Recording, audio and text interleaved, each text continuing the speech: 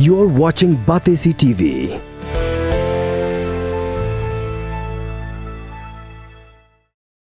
Kong DBS Mukim, Deputy Commissioner of Food Safety, Government of Meghalaya, has issued a strong warning to street food vendors, stating that those operating without proper licenses will face strict legal action, including up to 6 months imprisonment and a fine of up to rupees 5 lakhs.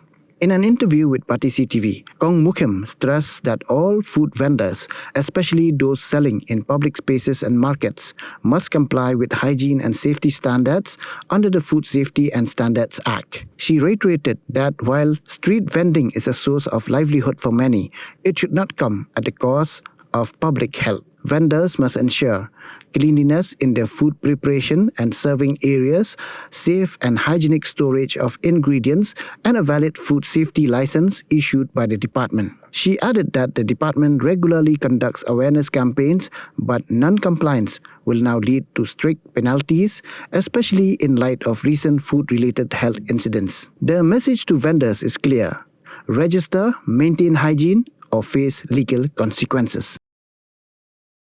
We eat a lot of meat, and a lot of meat is being exposed in the open in the market.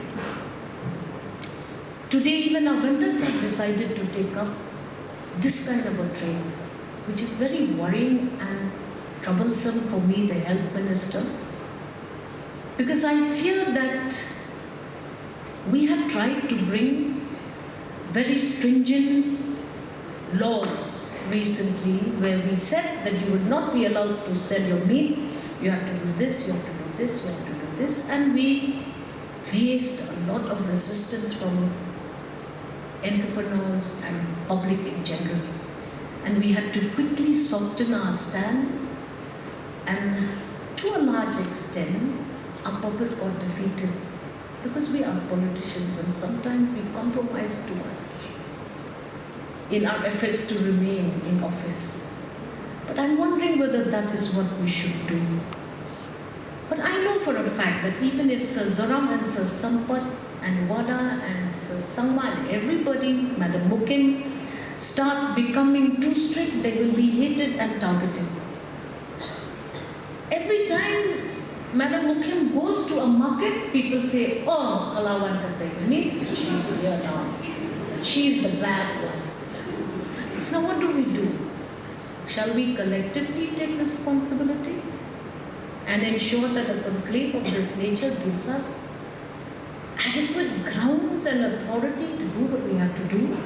Or shall we just have these fancy conclaves and say, okay, we talked about it, but we shall take no action?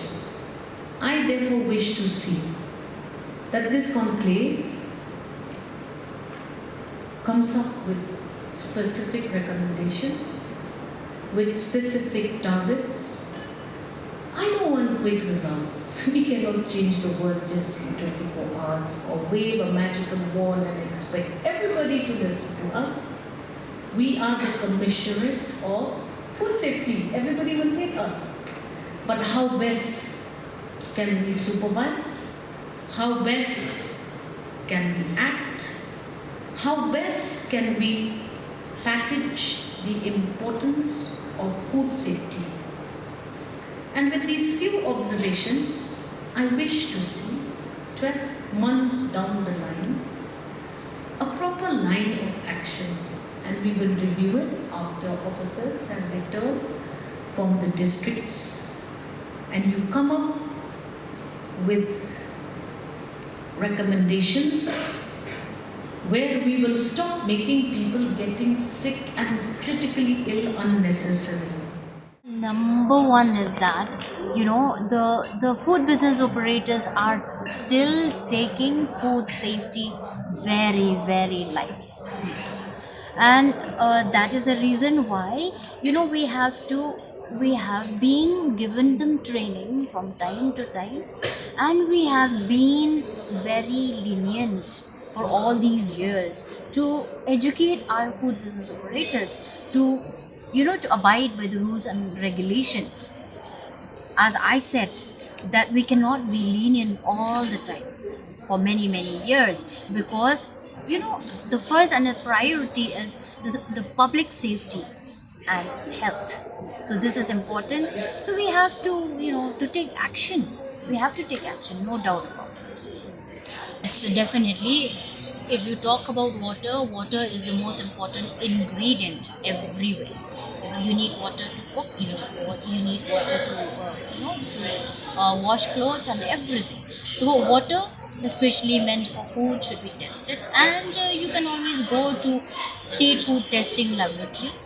And then we have shortage of, you know, maybe we have lots of food business operators, and then maybe the lab will be full, you know, that they have, it may be beyond the capacity, and you can, the food business operators can also avail the help of the state pollution control board. They have a lab, and they also can avail the help of the PhD department. They also have lab, and then we can, you know, when they get the report, the result, they can share with us, and then we will advise them accordingly. We have been doing that in phases, because due to, again, you know, shortage of staff, because so many will be doing their own respective works. So then we have been doing it in phase manner. So in two phases we have done. We have registered about 276 street food vendors. So those vendors will be, we have submitted to, you know, as per the collaboration with the municipal board. So we are doing as per the list given by the municipal board. I would say now they are, more of them are aware. They are aware, and we have them coming forward for registering themselves.